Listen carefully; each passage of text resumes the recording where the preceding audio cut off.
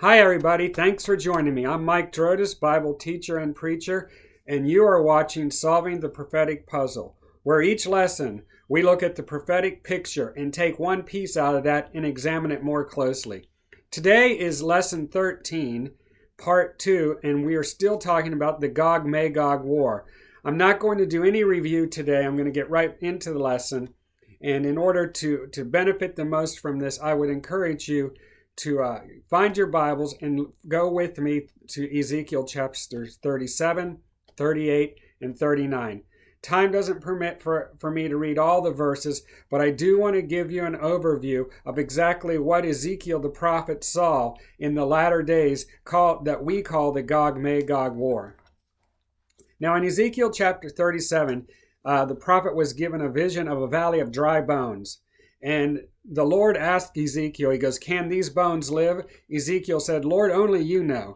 And the Lord spoke to Ezekiel and said, "Prophesy to these dry bones." And he began to prophesy to these dry bones. And Ezekiel saw that these bones began to come to life, and the bones began to come together. And then skin and muscle and sinew was attached to them. And then the breath of life came into them, and they became a mighty, mighty army. And we see this as a vision of what happened to the Jews in their entire history. In AD 70, after the Lord had been crucified, in AD 70, Rome totally annihilated Jerusalem. They burnt it to the ground. They scattered the Jews throughout the whole world, and the Jews no longer had a country or a nation.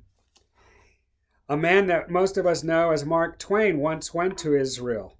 And he wanted to tour the land at that time. Well, actually, at that time it was called Palestine. And he says, "Many are Israel's forsaken places." This is what he was writing in his journal. "Many are Israel's forsaken places, and great is the desecration, the most sacred the place, the greater the devastation it has suffered is Jerusalem. Jerusalem is the most desolate place of all." Elsewhere he explains of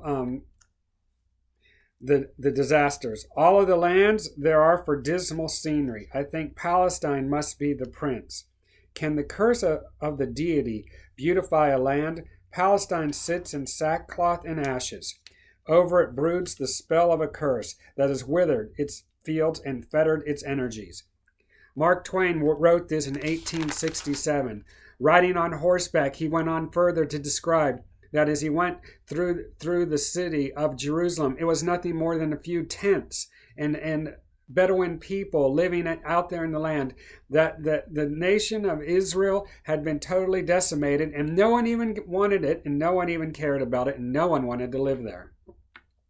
Half a century later, he wrote that in September 1867. Half a century later, in 1917, the Balfour Declaration was issued. 50 years after that, Israel won the Six-Day War, and for the first time in history, since 70 AD, Jerusalem was back in the hands of the Jews, of Israel. 50 years after 1967, the former president of the United States declared that Jerusalem was the eternal capital of Israel. Israel continues to flourish to this day, moving in leaps and bounds away from the Twain's sackcloth and ashes reference. Israel is living in peace and security. Israel is living in wealth and riches. Mineral riches alone are untold of the amount of money that's worth in the land of Israel. And produce and fruit come forth from Israel as an exporter. Israel is also surrounded by many people who want to see them annihilated or destroyed. In Ezekiel chapter 38, we are introduced to an evil coalition that Ezekiel saw into the future. Ezekiel 38, verses 1 through 8, we are introduced to a coalition of haters and malice, people with the intent of exterminating the Jews who are dwelling safely in the land at that time. We are introduced to somebody or something named Gog. Gog is the prince of Rosh, and Magog is the land of Gog. I believe through studying this that Gog actually is a spiritual principality that's a ruler over that region. The Bible talks about different spirits ruling over regions. Daniel had to have assistance from Michael the archangel to come and help Gabriel get a message to him, because the prince of that land was there, and Prince of Persia was there, and he was stopping Gabriel from getting to Daniel. Jesus encountered the madman of Gadara, who seemed to have some rule over those legions of demons, had some rule over that area. So I am convinced that there are demonic forces ruling in the atmosphere above that are ruling in certain territories and regions. And Gog is the one that rules over in this territory, in the land of Magog. We have to believe that this is a spirit, because because Revelation also talks about Gog and Magog at the end of the millennial reign. So if Gog were a person, he cannot live for over 1,000, 2,000, 3,000 years. But if he is a spirit, if he's a principality that rules in the darkness, that rules over territories, then that would make more sense. So Gog, in the prince of Rosh, in the land of Magog, in the last days, God is going to begin to do something. And then we see that there are nations that begin to line up as they begin to devise an evil plan to come against the land living in peace and safety.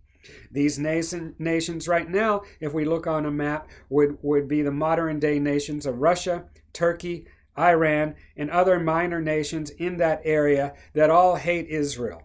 This unholy alliance of the axis of evil, Russia, Turkey, and Iran, they are the ones and their allies who will be in this great battle that we call the Gog-Magog War. Ezekiel chapter 38, verses 9 through 12. These nations don't want to destroy the land. When we read these verses, we read that these nations want to take the land. They want to take the resources. They want to take the building. So it will be a non-nuclear, non-chemical war, at least to cause the least destruction to the environment and to this infrastructure. It will be an old-fashioned war with boots on the ground, a coalition, an invasion force that will come from the far north to plunder and take the land. In Ezekiel chapter 38, verse 13, where we read about these young lions and these nations who are asking questions about this coalition, but they're not doing anything about it. And some would say, well, is the United States involved in this? It doesn't appear that they are. It does appear that we are one of the young nations. We as a nation are a young nation.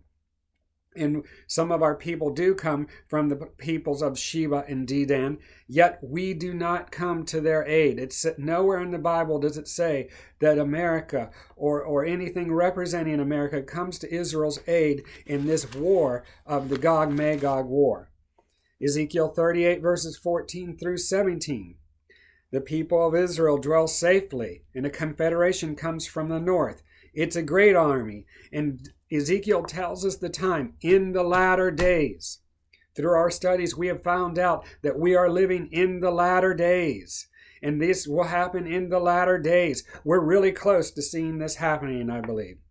God brings them against the land. God brings them against Israel to be hallowed before the nation of Israel in their eyes.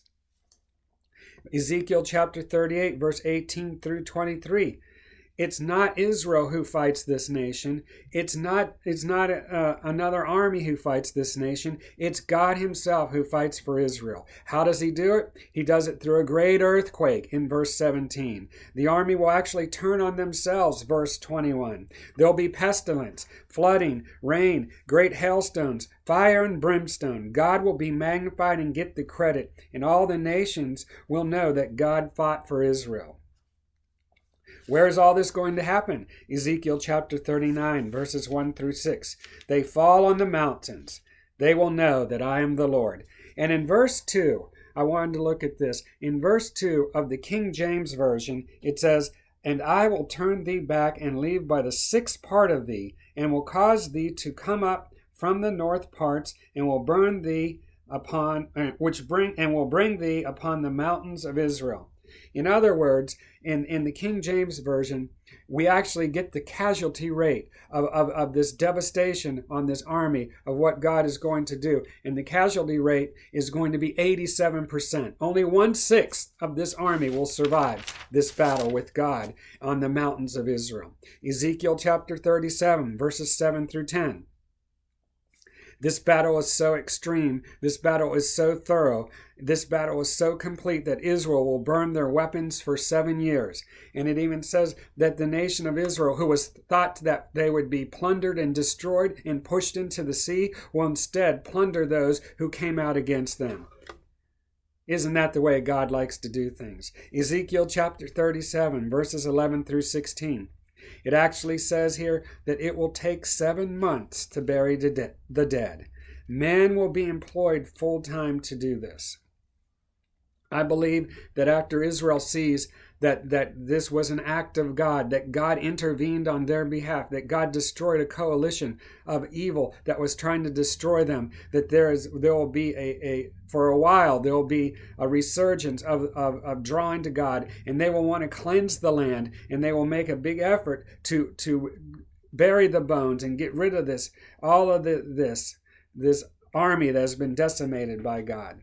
Now, when this happens, when this coalition that comes against Israel is totally annihilated through the power of God, then I believe there will open up an opportunity for the covenant with the many, as we talked about earlier, that the haters of Israel, the coalition that wants to eradicate Israel and doesn't want to live in peace with Israel, will now be brought to the table, and they will say, we are ready to make a peace agreement. We are ready to accept your terms for peace. We want peace and security. That's all we really ever wanted in the first place.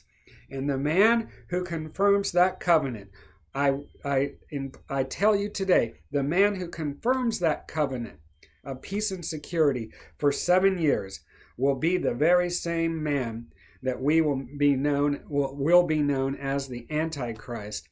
And when that covenant of peace and security is ratified and confirmed for 7 years, then the prophetic stop clock begins once again, and Daniel's 70th week begins, and the time of 7 years is all that the earth has left.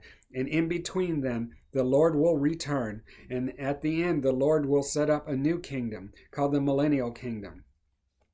So we have a lot to look forward to in the future. We are living in the last days. We are living before Ezekiel's war, or the Gog and Magog war. We're living in a time when Israel is now that nation of peace and living in somewhat peace and security. And we're also seeing these coalition begin to rise up even now as they are plotting and planning on when they should attack Israel. When you hear of an army that's coming against Israel from the north, keep your eyes glued to the news. Keep your eyes glued to the television set, because you're going to see this army be totally decimated like no army has ever been destroyed before. And it won't be by any natural means. It will be by the power and the strength of God Almighty. We're going to see this. Ezekiel 37, 38, and 39 is going to happen. It's just a matter of when, as we continue to march towards Daniel's 70th week and the things that will happen in the prophetic end times. If you like this teaching, I do appreciate you for watching. Please send me a comment. I read every comment. If you haven't subscribed yet, I'd like for you to subscribe and like and share. And until next time, I will be back here at least once a week with a new video. Thank you for your prayers and encouragement. I'll see you soon. God bless you.